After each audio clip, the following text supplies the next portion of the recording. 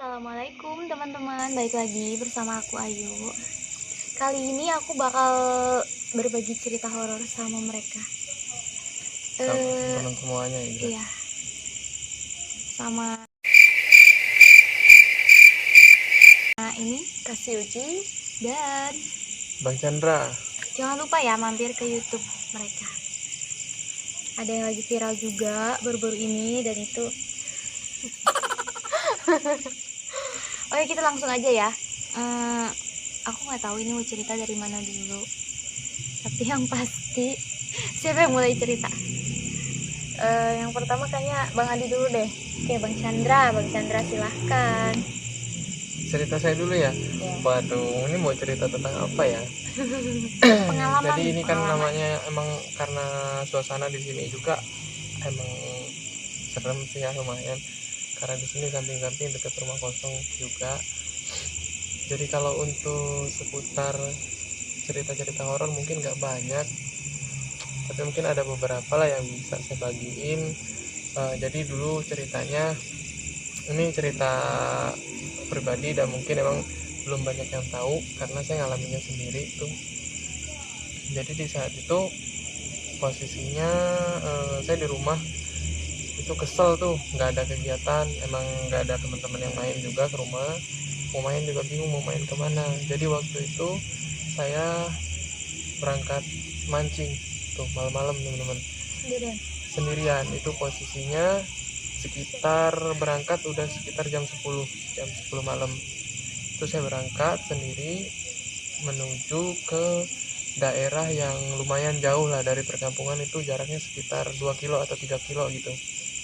Nah, setelah saya berangkat sampai sana, modal saya itu cuma bawa peralatan pancing, bawa baterai ya yang ditaruh di kepala, itu. Saya udah pakai jaket juga, pakai sepatu karena kan kita antisipasi takut ada ular. Setelah sampai sana, ya seperti biasa kita persiapan, kita cari untuk umpannya dan segala macam, karena namanya kita cuma mancing di sungai-sungai kecil ya, jadi kita nggak memerlukan umpan-umpan khusus gitu ya, cukup dari cacing aja udah cukup. Jadi waktu itu ceritanya saya seperti biasa, kita mulai saya mancing seperti biasa, tapi itu suasana emang gelap tuh. Suasana itu nggak kayak biasanya kan terang bulan. Kalau ini suasana emang gelap betul, dan kalau masalah hening ya emang hening karena dia posisinya kanan kiri tuh hutan semua kayak itu. Ini cuman ada suara-suara jangkrik, suara-suara ya nggak ada suara manusia apapun gitu. Kemudian posisi itu ada saya itu ada jembat itu ya. Di situ ada jembatan itu jembat kecil. Nah, saya di bawah jembat posisinya lagi mancing kayak gitu, tiba-tiba ada kayak sosok lewat tuh. Saya spontan dong, saya mikirnya kan masih mikir positif kan, itu mungkin manusia lah tak pikir. Langsung saya bilang, "Pak, berhenti Pak." Nah, dia itu langsung berhenti, tapi dia nggak jawab saya gitu, nggak jawab saya, bahkan dia mau senter pun enggak, dia di dalam kegelapannya itu. Terus saya langsung jalan tuh naik ke atas, saya temuin dia, saya tanya sama dia, "Pak, Bapak dari mana?" Dia sebutin lah ada salah satu desa yang emang lumayan jauh ya dari tempat saya. Saya dari sana. Kemudian saya tanya lagi, saya kan bawa baterai tuh, tapi baterai saya nggak berani saya arahkan ke mukanya karena kan namanya orang tua ya, nggak boleh. Jadi kita seret ke bawah tuh. Terus, "Bapak mau kemana?" Saya bilang, "Saya mau mancing." Katanya, "Di mana?" "Di ini di atas sana." "Kenapa nggak di daerah dari sini aja? Kan di sini aja udah jauh." Saya bilang, udah jauh dari perkampungan, karena menurut saya itu udah jauh, udah 3 kiloan lah. Dia masih mau naik ke atasnya lagi. "Emang di atas sana ada apa sih?" Tanya. Dia jawab gini, "Banyak Mas," katanya, "saya di sana ini bisa sampai 2 atau 3 kilo, bahkan sampai 4 kilo," katanya. Tuh, di situ sempat saya mikir, kok bisa ya orang mancing bisa dapat sampai 4 kilo. Saya mikir di situ kan, bahkan sedangkan saya pribadi yang emang paham wilayah situ, saya biasa mancing wilayah situ, kita paling banyak dapat itu 2 atau 3, itu pun udah susah payah kayak gitu. Tapi sedangkan orang itu dia sendiri, dia ini kok bisa gitu, saya sempat mikir. Sedangkan kalau dari raut mukanya emang saya jarang mengenali gitu ya, kurang mengenali orang itu. Rambutnya ini sedikit kayak kemerah-merahan, sedikit kayak orang bule, mukanya itu kayak orang bule dia. Tapi bedanya nggak tahu kenapa dia tuh nggak terlalu tinggi kayak gitu, kayak orang bule persis dari mukanya, hidungnya mancung, ininya rambutnya kayak kemerah-merahan, terus dari raut mukanya juga putihnya putih orang bule kayak gitu lah. Tapi dia nggak terlalu tinggi. Itu kira-kira dia umurnya tuh kisaran umur berapa sih kalau misalkan dilihat dari muka kan, Itu ngeliat mukanya kan? kalau dari umur itu kisaran, saya juga kan nggak terlalu ini kan, karena saya perhatiin muka itu cuman ya kayak gitu, saya kan nggak bisa center ke mukanya. Kisaran mungkin 50-an lah. Oh berarti udah tua ya? Iya, sekitar 50 tahun. Dan dia sendiri itu jalan di situ. Habis itu dia bilang gini, saya biasanya kalau pulang kalau udah beduk subuh, dia bilang kayak gitu. Saya masih nggak mikir yang jelek-jelek kan. Oh ya udah Pak, saya bilang, saya hati-hati. Terus bapak itu pamitan kan, dia mau terus, ya udah saya lanjutin. Tapi ketika saya lanjut mancing itu saya mikir di situ, tadi saya ngobrol sama siapa ya, itu kok bisa orang itu mancing bisa sampai dapat 4 kilo dalam waktu yang menurut saya nggak seberapa lama kayak gitu. Sedangkan saya memang udah paham wilayah situ aja nggak bisa gitu ngedapetin sebanyak itu. Dan orang itu emang jarang saya lihat loh. Saya mikir, dia bilang tadi kalau dia sekali pulang pasti pulangnya subuh, beduk subuh. Di situ saya mulai merinding tuh, mulai ada mikir-mikir, oh loh, itu manusia bukan sih, saya bilang. Nah dari situ langsung saya nggak mikirin saya mau dapat ikan atau enggak.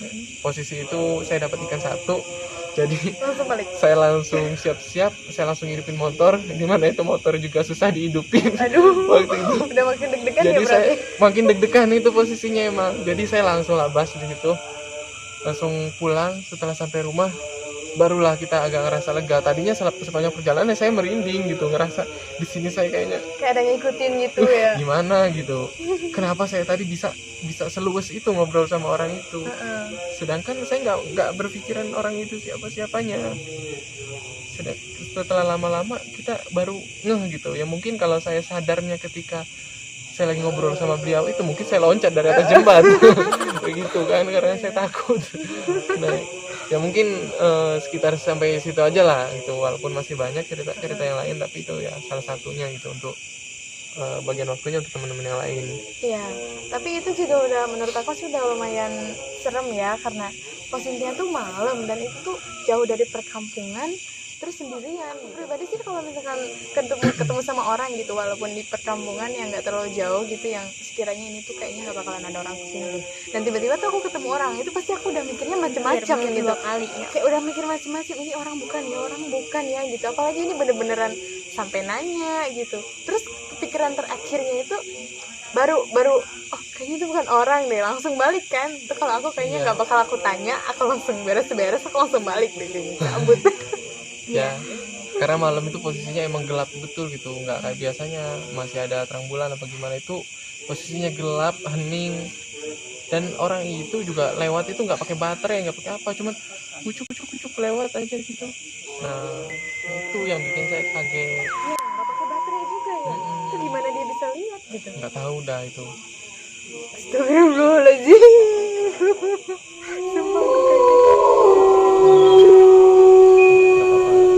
Cuman lewat kok itu. deg-degan anjir. Dari Bang Chandra berarti udah ya. Sekarang yang bisa. kedua Lumayan deh. creepy ya. Kita giliran aja. Kamu dulu deh. Aku terakhir dulu. ya. Sebenarnya cerita aku nggak serem-serem banget sih, cuman ya aku mau ceritain aja. Ini tuh aku pernah cerita juga ke dia, karena waktu itu aku memang sama dia Cuman posisinya dulu tuh aku nggak tahu kalau dia juga ternyata tahu gitu apa yang aku alamin gitu. Soalnya kita diam-diaman karena ini kita lagi tidur. Ya aku pura-pura tidur. Nah, jadi ini ceritanya awal mulanya kita tuh malam itu kan aku udah disuruh tidur. Aku masih kecil ya, aku masih SD kelas 4 kalau nggak salah. Nah, aku SD kelas 4 itu tidur kan udah malam.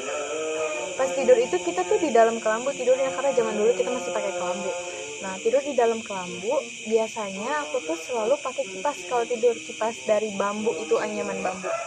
Nah, aku kalau tidur selalu kipas-kipas gini karena gerah kali ya. Nah, aku tidurnya kan sama dia nih berdua. Aku capek mungkin dan aku kipasnya tuh udah nggak ngipas gitu loh, udah tiba-tiba udah tidur gitu, setengah tidur setengah enggak, setengah belum gitu. Nah, terus tiba-tiba aku ngerasa kayak kok dingin sih gitu, kayak ada angin gitu. Pas dia ngerasa dingin, aku juga ngerasa aneh. Biasanya dia ngipas buat diri sendiri, kok ini ke aku. Nah. Aku kena kipas juga gitu. Ternyata dia juga kena anginnya kan. Aku juga ngerasa kayaknya kipas aku berhenti gitu, tapi kok ini angin dari mana, kita nggak pakai kipas angin. Terus udah gitu aku posisi tidur aku kan telentang. Nah, jelas banget dong gitu mau ngebuka mata, tapi aku pelan-pelan karena aku males juga mau ngebuka mata. Akhirnya aku pelan-pelan Ya nggak kebayang kayak gitu. Iya, pelan-pelan ngebuka mata dan ini tuh di depan mata, bener-bener di depan mata itu baju sekolah SD aku yang aku gantung di atas tempat tidur kan ada gantungan tuh ya. Nah, itu kan aku gantung di situ biasanya kalau pulang sekolah. Nah, ini tuh kenapa melayang di atas aku, bener-bener di atas. Jadi ini aku posisinya tidur, nah dia tuh melayang gini-gini. Ngipas kayak gitu. Dan itu pas di atas aku, pas di atas aku. Jadi kayak seakan-akan ngipasin aku gitu, karena mungkin aku kegerahan kali ya. Merinding ya. Nah, Dengarnya merinding. Beneran. coba aku juga langsung deg-degan, aku bingung nih, aku mimpi nggak sih? Terus aku buka lagi kan matanya pelan-pelan dikit-dikit gitu, ngintip. Aku takut ketahuan gitu ya sama si yang ngipasnya itu, nggak tahu siapa. Yang pasti aku ngelihatnya cuma melayang-layang aja gitu. Soalnya di dalam kelambu loh. Coba siapa yang mau masukin ke dalam kelambu, dan kelambu pun posisinya biasa aja, nggak kebuka nggak apa gitu. Itu Suara apa? terang ya, karena masih kita ada lampu nyala. Lampu nyala, dan itu tiba-tiba kenapa baju aku ada di dalam kelambu dan dia melayang di atas aku gitu, ngipasin gitu.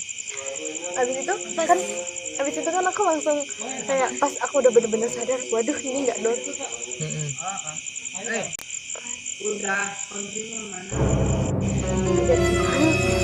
Nah, jadi abis itu kan aku langsung sadar bener-bener, wah ini kayaknya nggak normal deh, ini bukan orang deh.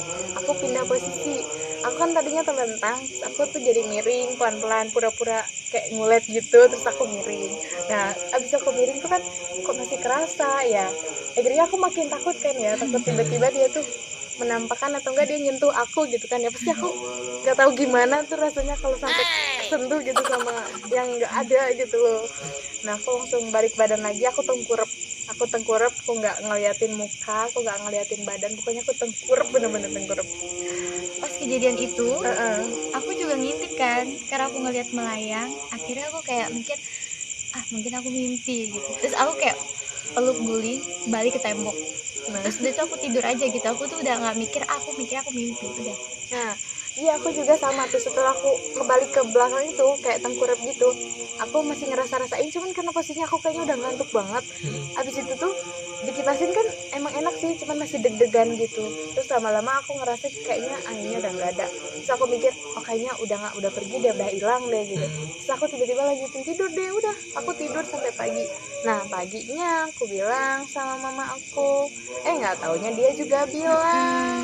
Di situ kita baru mikir, oh ternyata kita bukan mimpi, dan Iya. ternyata kita mengalami, cuma malam itu kita diem-dieman. Kita diem-dieman, kita sama-sama tahu tapi kita diem-dieman, soalnya kan udah malam posisinya, dan aku nggak mungkin dong tiba-tiba mau bangun terus ke kamar mama aku gitu, kayak gedor-gedor kan. Aku mikirnya mungkin aku Tapi yakin berani bangun gitu, buka mata aja berani enggak sih. Orang itu aku mau ngeliat aja, aku ngintip kan ya, ngintip dikit-dikit, takut dianya tahu kalau aku buka mata, kalau aku bangun gitu.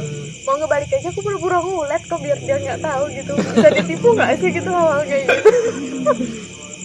Jadi ada seremnya, dan itu aku trauma sampai beberapa lama ya, kayaknya kurang lebih 2 tahun ya. Dari situ sampai aku lulus SD itu aku kalau tidur nggak pernah terlentang, aku kalau tidur selalu tengkurap. Jadi itu bikin aku trauma. Setelah kita pindah rumah, di situ baru aku berani tidurnya terlentang lagi, karena aku takut ada sesuatu lagi di depan muka gitu, di depan aku lagi posisinya. Coba kalian bisa bayangin. Kayaknya sih ya kayak gitulah keadaannya. Nah, kayak gitu. Gak bakal berani deh, mana aku masih kecil lagi. Cuma segitu aja sih, cerita aku nggak banyak soalnya, tapi itu doang yang paling aku inget, jadi aku mau ceritain gitu. Kalau yang lain-lainnya mah lebih sedikit lagi malah ceritanya. Ya. Sekarang aku udah nih, ceritaku cuma segitu. Sekarang giliran yang belum. Ayo Bu, mau Aku- silahkan Bu. Terlalu bingung guys karena banyak banget cerita horor yang aku sih jujur aja aku nggak terlalu percaya. Jadi kalau ada kayak gitu aku langsung mikir kayak gitu, kayak yang mungkin cuma lewat, mungkin salah lihat gitu-gitu. Aku selalu positif aja pikirannya. Cuman dari beberapa yang sering aku alamin, ada beberapa yang itu nyata gitu dan aku ngalaminnya. Aku mau cerita yang di daerah Ternate kali ya. Dulu aku pernah tinggal di daerah Ternate di Maluku. Di sana tuh aku pernah kerja jadi babysitter. Itu kalau nggak salah tahun 2014-15 lah. Ya sekitar tahun itu. Karena kebetulan anak yang aku jaga ini sering sakit ya. Jadi kita sering bolak-balik rumah sakit dan aku tuh kayak udah hafal sama rumah sakit itu. Nah, rumah sakit anak gitu, bukan rumah sakit gede, bukan. Rumah sakit itu kecil kayak cuman satu lantai, cuman banyak kamar lah, namanya rumah sakit kan. Cuma itu khusus anak. Pas malam itu tuh kejadiannya gini, anak yang aku asuh tuh kan sakit. Akhirnya kita kayak yang datang ke rumah sakit itu gitu. Cuman hari itu tuh beda, nggak kayak hari-hari biasanya. Biasanya kalau aku datang ke situ tuh kayak yang biasa-biasa aja gitu, kayak nggak ada yang aneh. Itu apaan anjir? Kucing. Biarin lah, nggak apa-apa, dia lewat doang. Sumpah gue kaget. Terus udah itu tuh kayak yang pas apa ya, aku tuh kan Geseran dong, aku takut. kalau makan itu biasanya yang udah itu kita sering beli nasi bungkus aja terus langsung dibuang bungkusnya. Kebetulan hari itu keponakannya si bos aku tuh datang, dia bawain kita makanan.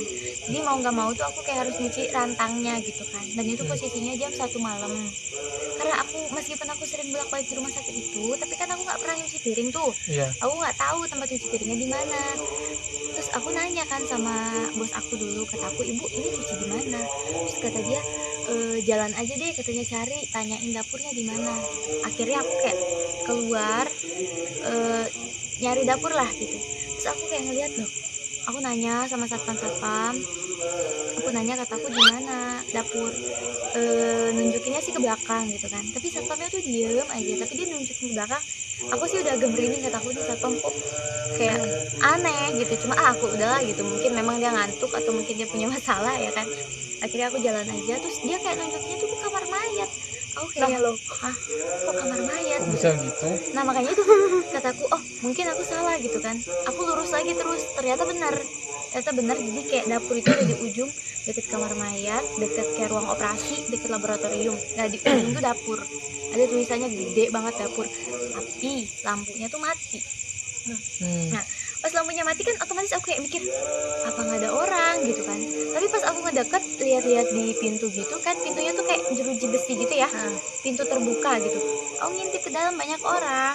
Nah karena ngelihat banyak orang, otomatis aku kayak mikir orang main di dalam gitu kan. Masuklah aku.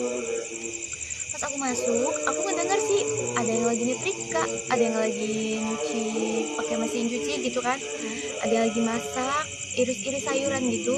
Terus aku nyuci piring. Nah di situ aku dengerin tuh mereka kayak lagi ngerumpi lah, gosip gitu. Aku cuma denger terus ikut ketawa dalam hati gitu kan, karena aku nggak kenal.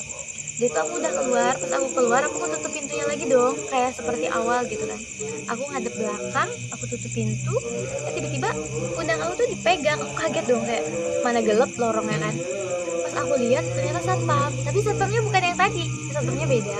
Dia bilang gini sama aku, Neng ngapain di sini malam-malam, katanya gitu. Aku bilang sama dia, saya mau nyuci piring pak, aku gituin. Kalau cuci piring buat pasien tuh adanya di depan katanya, kalau di sini tuh khusus untuk pekerja aja gitu, untuk para pekerja rumah sakit. Terus kata dia gini, lagian Neng ini dapur udah ditutup dan kuncinya ada di saya. Nah, Dia bilang kayak gitu. Aku bilang, tapi saya bisa masuk pak, dan di dalam tuh rame, kenapa dikunci? Aku bilang kayak gitu. Dan dia bilang di dalam rame, semua pekerja udah pada pulang Neng, katanya, kecuali yang shift malam itu juga nggak ada yang masak, karena mereka mulai masak subuh jam 4, itu buat sarapan nanti, kayak gitu katanya. Dan seketika aku kayak kaget, aku kayak yang masa sih gitu kan. Terus aku ngajak dia buat lihat ke dalam, buat ngecek gitu kan. Pas sampai di dalam tuh ternyata bener, di dalam tuh sepi guys, di dalam tuh nggak ada siapa-siapa. Dan aku kayak yang Syok. aku shock, sumpah aku shock. Terus aku kayak mikir, gue nggak mau lagi ke rumah sakit ini. Terus aku langsung aku cerita ke atas. Aku bilang, tadi saya udah nanya sama bapak satpam, tapi bapak satpamnya di situ, tapi bukan bapak. Aku bilang kayak gitu. Dan dia bilang satpamnya cuma ada 2 Neng katanya, dan dua-duanya kita lagi di depan, nggak ada yang satpam yang di dalam tuh, nggak ada, kata dia gitu. Dan aku tuh langsung kayak yang, tadi siapa gitu kan. Nah udah itu tuh kayak aku bilang sama bos aku ceritain semuanya, dan bos aku bilang, udah deh mulai besok-besok kalau ada piring kotor dicucinya pagi aja, nggak usah malam lagi. Kayak gitu aja sih cerita aku. Sebenarnya banyak guys, cuma aku nanti aja kalau teman-teman tertarik sama cerita-ceritanya boleh komen. Kalau mau lanjut part 2 ya masih ada yang belum kita ceritain, cuma kan kita waktunya juga ya teman-teman, ini juga udah malam, kita ngeri juga di sini kan. Ya walaupun di sini masih ada rumah-rumah, tapi ya gimana ya, keadaan di sini emang beda gitu suasananya. Soalnya di belakang ada sumur juga, jadi aku takut. Tuh teman-teman. kita tuh sengaja guys, kita sengaja banget ada ngambil tempat ini supaya kita cerita tuh lebih mendalami, lebih creepy. Iya bener sih, cuman jadi takut beneran juga. Iya. Jadi takutnya daripada untuk takut terjadi hal yang nggak diinginkan, jadi kita udahin dulu gitu videonya sampai sini. Oke teman-teman, makasih banyak. Silakan ditutup. Oke guys, jangan lupa ya buat nonton video kita. Jangan lupa komen, like, subscribe, dan nyalain lonceng notification. Oke, biar aku tambah semangat bikin kontennya, atau mungkin mau yang horor-horor, konten masak atau apa vlog lainnya juga.